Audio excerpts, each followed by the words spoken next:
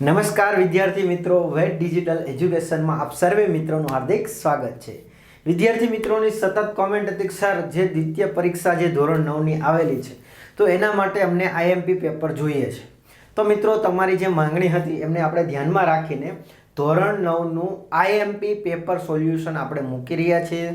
આ સિવાય આની પીડીએફ જોતી હોય તો એ પણ મળશે ને આ સિવાય બીજા વિષયના પેપર જો તમારે જોતા હોય તો એ પણ તમને મળશે. ક્યાંથી મળશે એની ચર્ચા આપણે આગળ કરીશું. તો ચાલો વિદ્યાર્થી મિત્રો વાત કરીએ કે ભાઈ ધોરણ 9ની છે. ધોરણ 9 વિષય આપણો કયો છે? સામાજિક વિજ્ઞાન. જે દ્વિતીય પરીક્ષા પેપર છે જેમાં કુલ ગુણ કેટલા હોય છે મિત્રો? તો કે 50 ગુણનું આપણું દ્વિતીય પરીક્ષાનું પેપર હોય છે. 2 કલાકનો સમય છે જે તમને ખબર હશે. ચાલો આપણે હવે આગળ વધીએ. પ્રશ્ન નંબર 1 ઉપર ફોકસ કરીએ. તો પ્રશ્ન નંબર 1 છે એટલે કે વિભાગ એ છે જેમાં આપેલું છે પ્રશ્ન 1 થી 15 જે માગ્યા મુજબ એટલે કે સૂચના મુજબ આપણે જવાબ લખવાના છે અને પ્રત્યેકના કેટલા ગુણ રહેશે? 1 ગુણ. એટલે કે એક સવાલનો 1 ગુણ અને ટોટલ 15 ગુણ ટોટલ 15 ગુણ રહેશે. તો શરૂઆતમાં આપણે જોવાના છે વિકલ્પ. યોગ્ય વિકલ્પ પસંદ કરીને આપણે શું કરવાનો છે? જવાબ આપવાનો છે. બંગાળના ભાગલા અમલ દિવસ કયા દિન તરીકે ઉજવાય છે? તો યાદ રાખજો, જો બંગાળના જે ભાગલા થયા હતા બંગભંગ આંદોલન 1905 માં આપણે ચર્ચા કરી ગયા હતા. યાદ છે ને? પાઠ જોઈ લીધા છે ને? હા, એમ તો ઓળખી તો ગયા છે. રેડી?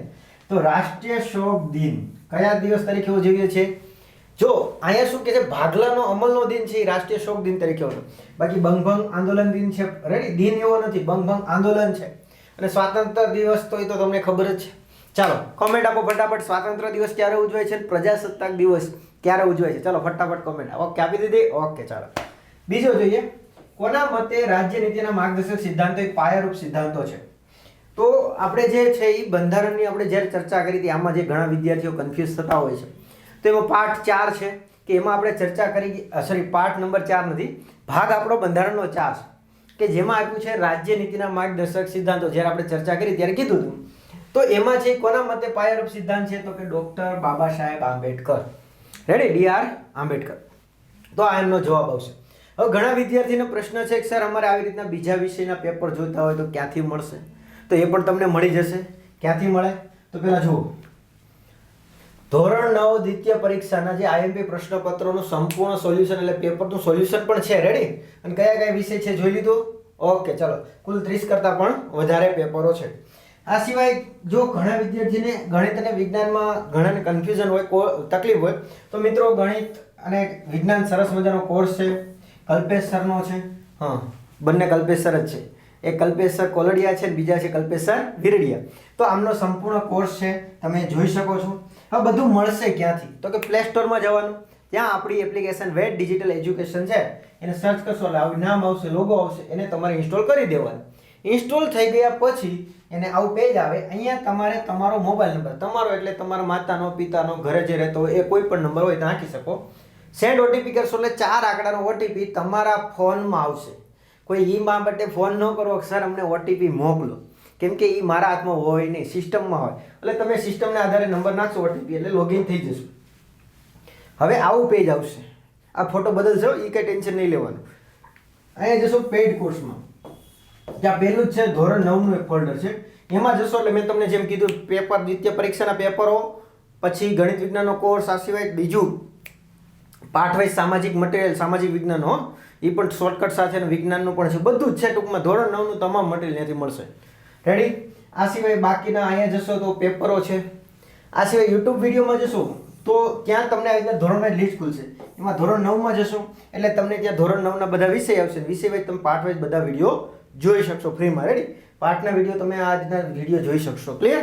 ચાલો આપણે આગળ વધીએ. હવે ત્રીજો સવાલ છે ભારતની પ્રમાણ સમય રેખા કયા રાજ્યમાં પસાર થતી નથી?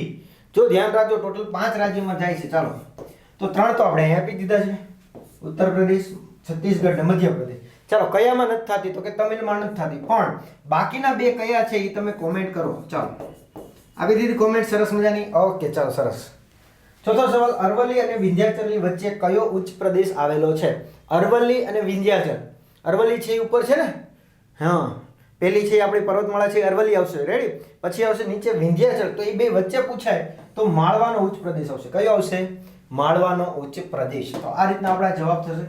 ચાલો આગળ વધીએ આપણે નેક્સ્ટ. હવે એમાં શું પૂછ્યું છે આપણે? યોગ્ય વિકલ્પ પસંદ કરી ખાલી જગ્યા પૂરવાની છે.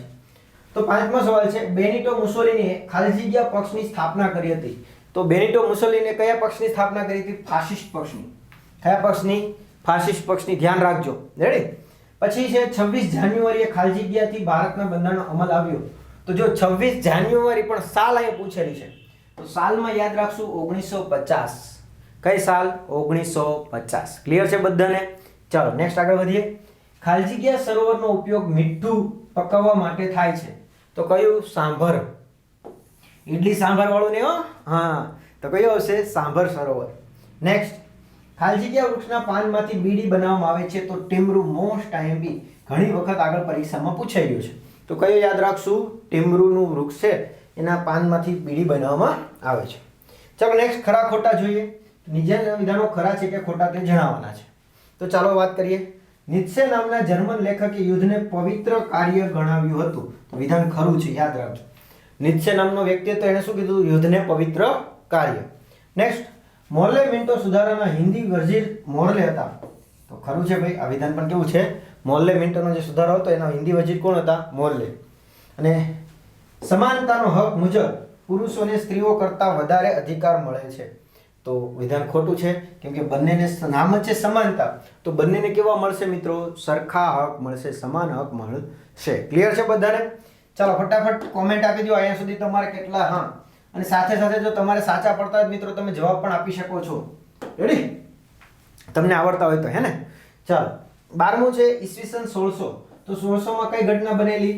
આપણે પાઠમાં ચર્ચા કરી ગયા, ઈસ્ટ ઇન્ડિયા કંપનીની સ્થાપના. મિત્રો ધ્યાન રાખજો, જો હજી તમને કોઈ પાઠમાં કન્ફ્યુઝન હોય, ક્વેરી હોય, ડાઉટ હોય, તો મેં તમને એપ્લિકેશનમાં સજેસ્ટ કર્યું, ત્યાં જઈને તમે ફ્રીમાં બધા પાર્ટ વાઇઝ વિડીયો જોઈ શકો છો. રેડી? આ છે બીજા વિષયના પણ વિડીયો છે જ. એટલે આ સિવાય ઘણું બધું મટીરિયલ છે. ટૂંકમાં આપણી એપ્લિકેશનમાં જશો એટલે ત્યાંથી તમને બધું મળી જશે. તમારે બીજી ક્યાંય આગળ આડેવડા જવાની જરૂર રહેશે નહીં. ચાલો નેક્સ્ટ છે 13મો સવાલ, ઈસવીસન 1947. તો 47માં શું થયું છે ભાઈ? ભારત આઝાદ થયું છે. જો કોંગ્રેસનું સુરત અધિવેશન પૂછાય તો 1907માં. કઈ સાલમાં? 1907માં. આ એક એક્સ્ટ્રા યાદ રાખશું સવાલ. ચાલો નેક્સ્ટ, નીચેનામાંથી એક બે શબ્દોમાં પ્રશ્નના જવાબ આપવાના છે. તો પહેલો સવાલ છે, એટલે કે 14મો સવાલ, સંયુક્ત રાષ્ટ્રનું મુખ્ય કાર્યાલય ક્યાં આવેલું છે? તો યાદ રાખજો, સંયુક્ત રાષ્ટ્રનું મુખ્ય કાર્યાલય યુએસએ ના ન્યુયોર્ક શહેરમાં આવેલું છે. કઈ જગ્યાએ? યુએસએ ના ન્યુયોર્ક શહેરમાં આવેલું છે. અને છેલ્લો સવાલ, બંધારણ એટલે શું? તો કે દેશનો વહીવટ કરવા માટે ઘડવામાં આવેલા નિયમોને સુવ્યવસ્થિત સંગ્રહને બંધારણ કહે છે. એટલે અહીંયા યાદ રાખવાનું, દેશનો વહીવટ કરવા માટે શેની જરૂર પડશે? નિયમો. અને નિયમોને સુવ્યવસ્થિત સંગ્રહ, એક સાથે વ્યવસ્થિત રીતે સંગ્રહ કરેલા હોય એને આપણે શું કહીએ છીએ? બંધારણ કહીએ છીએ. તો ચાલો ફટાફટ કોમેન્ટ આપો, વિભાગ એમાં કેટલા ગુણ આવેલા છે તમારે. અને હા, બીજા વિષયના મિત્રો મેં તમને જણાવ્યું એમ, રેડી ને?